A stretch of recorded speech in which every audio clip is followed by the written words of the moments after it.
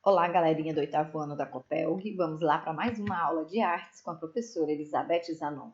Como a tela aqui já dá para ver, eu imagino que vocês já saibam qual é o nosso assunto de hoje. Música. A música, ela não é de hoje. Ela é uma das formas de arte mais inspiradoras que se tem notícia. E as diferentes combinações de melodias e letras têm o poder de despertar em nós as mais variadas emoções, como alegria, tristeza, saudade, paixão, nostalgia, raiva, medo, enfim. E embora o ato de fazer música ele seja milenar, há mais de 1000 anos isso existe, o homem ele só conseguiu desenvolver tecnologias para armazenar essas músicas e para reproduzir essas músicas há muito pouco tempo. O primeiro objeto, a primeira máquina, vamos dizer assim, feita para armazenar essas músicas, para reproduzir, foi o cilindro fonográfico de 1877. Foi a primeira mídia que obteve sucesso na gravação e reprodução sonora. A tecnologia era usada no fonógrafo, sendo ambos os dispositivos inventados por Thomas Edison em 1877. O maior problema desses cilindros era sua durabilidade.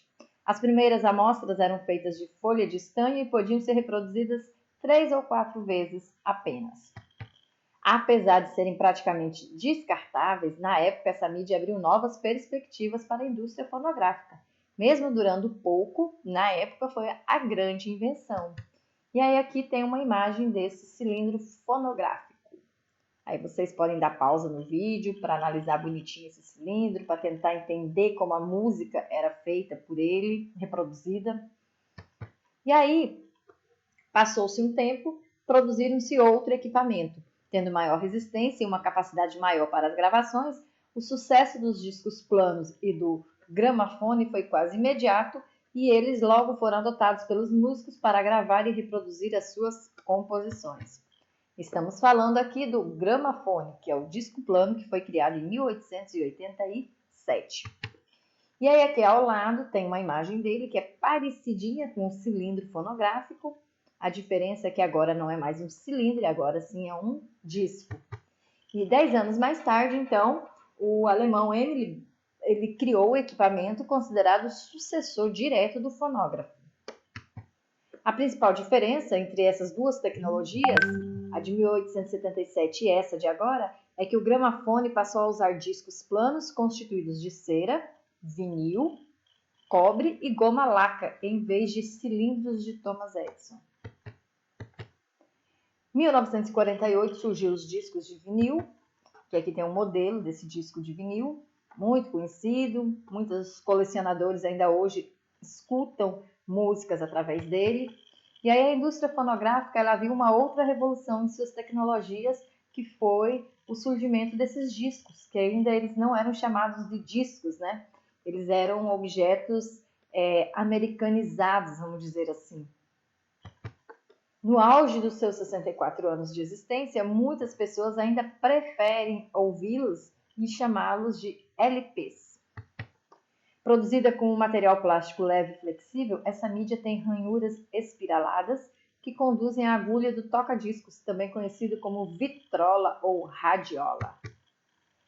Tais sulcos microscópicos causam vibrações na agulha, as quais são transformadas em sinais elétricos que, quando amplificados, geram sons audíveis.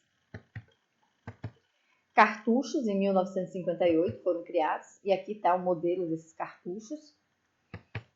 Popular nos Estados Unidos lá na década de 60 e 70, essa mídia foi a pioneira em gravar conteúdos sonoros em fitas magnéticas, que era uma técnica que mais tarde originou outros mecanismos que servem para o armazenamento de dados, como os discos rígidos. O primeiro cartucho 8-track desenvolvido para o uso comercial foi em 1958, e essa mídia foi a precursora no desenvolvimento de equipamentos sonoros portáteis, embora o aparelho que eu tocava não fosse tão fácil de ser transportado como os dispositivos que temos hoje. Aí nós temos também a fita cassete, que ela é de 1963. Aqui tem uma imagem dessa fita cassete. Eu cheguei a vivenciar essa época. Ô raiva, ô dó, ô vontade de chorar que dava quando essa fita ela embuchava, enganchava e aí a gente perdia todo o conteúdo que tinha nela porque não tinha mais como desenrolar. As fitas cassete são a evolução do cartucho, com a vantagem de ser um pouquinho menor. Elas também, no início, devido à baixa qualidade sonora, elas tinham uma mídia apenas para a gravação de conversas, entrevistas e palestras. Então, no início, ela só tinha essa utilidade. As pessoas não tinham a intenção de gravar músicas, mas apenas documentários ou algo parecido. E depois popularizou. Com os reparos das falhas mecânicas e de gravação existentes nas primeiras versões da tecnologia, as fitas cassetes ganharam uma enorme popularidade em todo o planeta. O auge dessa mídia foi dos anos de 70 até meados da década de 90, quando foi desbancada pelo CD. E o CD aparece então aí. Esse já é conhecido de vocês. É uma mídia óptica, foi desenvolvida especificamente para armazenar e reproduzir arquivos de áudio. A tecnologia foi criada em 1979, só que ela começou a ser comercializada em 1982. Esses discos, eles dominaram as prateleiras ao longo da década dos anos 90 e até início de 2000. Além de quebrar paradigmas na época de seu lançamento, essa mídia ela foi inspiração para o desenvolvimento de outros meios de guardar conteúdos digitais, como DVDs e também os discos menores.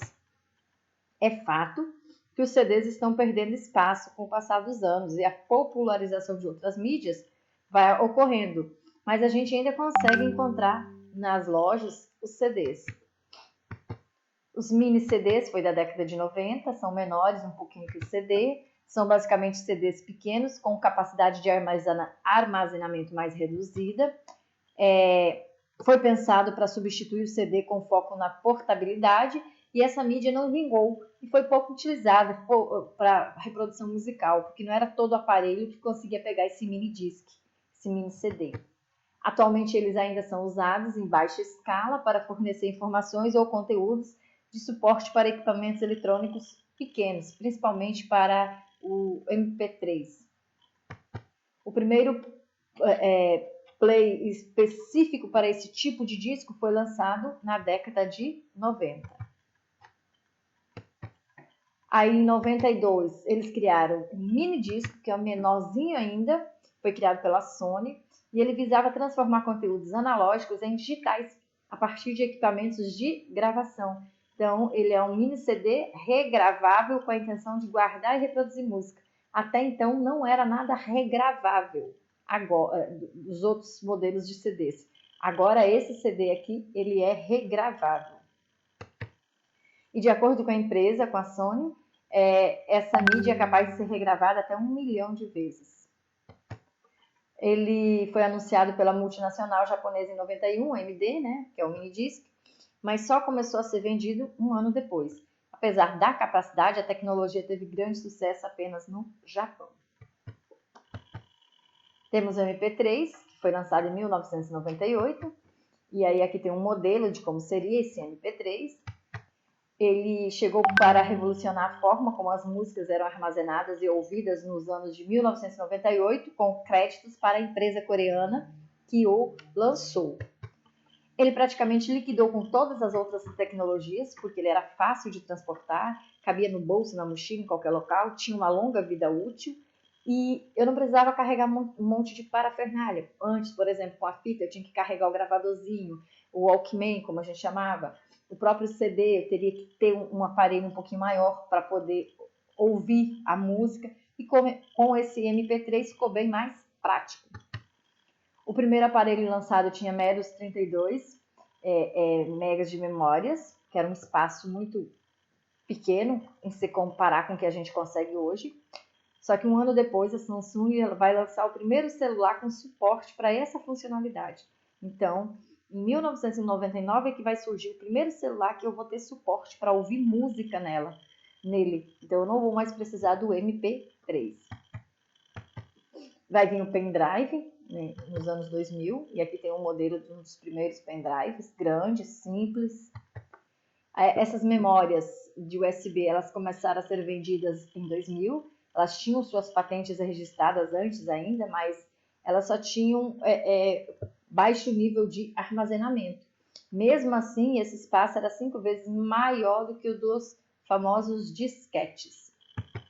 Essa limitação inicial foi um dos principais motivos por essa mídia demorar muitos anos para ser adotado como equipamento para salvar canções, e atualmente presenciamos a terceira geração dessa tecnologia, a terceira geração de pendrives, que disponibiliza modelos muito mais velozes, espaçosos e até mesmo com design bem mais ajeitado. O cartão de memória, ele foi criado em 2005 e as variações desses primeiros cartões para o padrão de cartões de memória foi usado inicialmente em celulares. Então começou-se a usar esses tipos de cartão em celulares. As medidas reduzidas e o enorme espaço de armazenamento logo foram adotados por outros aparelhos eletrônicos, inclusive GPS, sons, câmeras digitais. Mas ele começou mesmo com o celular. Quando anunciados em 2005, esses cartões tinham no máximo a capacidade máxima de 128 MB. E era uma carga grandiosíssima em comparação com os anteriores. E aí, por último, é o que vocês vivenciam, é o formato que a gente tem hoje. E ele começa lá na reta final da década de 80 e começa a se desenvolver nos anos 90, sendo que a primeira rádio online surgiu apenas em 1994. Então, toda essa infraestrutura precária e a baixa disseminação da internet, nesse período, fez com que esse tipo de mídia demorasse para se popularizar. Mas também, quando conseguiu se popularizar, está dominando, né? E esse domínio, essa força, ela tem uns 3 ou 4 anos apenas. E atualmente existem inúmeros serviços que a gente pode fazer, que você pode escutar, não precisa mais baixar música, não precisa mais inserir nada, basta chegar onde você estiver e ouvir. Então, filmes, músicas, tudo em alta definição, no seu celular, no seu notebook, no seu computador, sem precisar baixar nada. Então, aqui é a grande revolução do momento. Vamos aguardar o que vem daqui para frente, né? E, para a gente fechar esse capítulo, eu quero que vocês respondam a atividade do capítulo 3 do livro didático de vocês. Tirem a foto e me enviem. Se você achar melhor responder no caderno para diminuir a quantidade de fotos, porque o livro são questões em páginas separadas, sem problemas.